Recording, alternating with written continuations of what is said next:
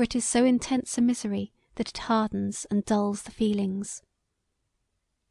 Dreadful as the time was when I pursued my father towards the ocean, and found there only his lifeless corpse, yet for my own sake I should prefer that to the watching one by one his senses fade, his pulse weaken, and sleeplessly, as it were, devour his life in gazing.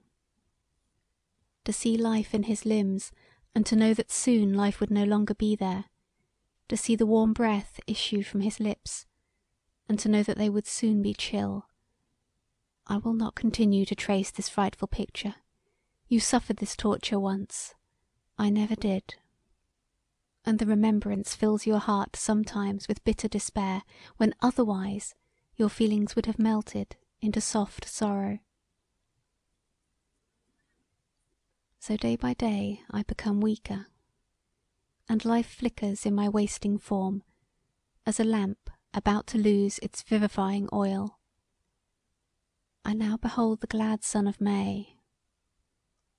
It was May, 4 years ago, that I first saw my beloved father. It was in May, 3 years ago, that my folly destroyed the only being I was doomed to love. May is returned, and I die. 3 days ago the anniversary of our meeting, and alas, of our eternal separation. After a day of killing emotion, I caused myself to be led once more to behold the face of nature. I caused myself to be carried to some meadows some miles distant from my cottage.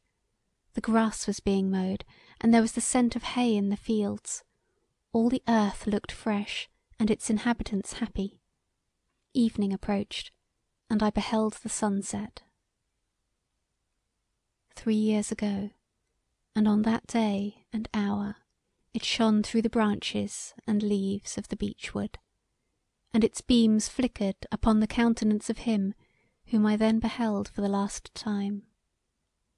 I now saw that divine orb, gilding all the clouds with unwonted splendour, sink behind the horizon. It disappeared from a world where he whom I would seek exists not. It approached a world where he exists not. Why do I weep so bitterly? Why does my heart heave with vain endeavour to cast aside the bitter anguish that covers it, as the waters cover the sea? I go from this world where he is no longer, and soon I shall meet him in another. Farewell, Woodville. The turf will soon be green on my grave, and the violets will bloom on it. There is my hope and my expectation. Yours are in this world. May they be fulfilled.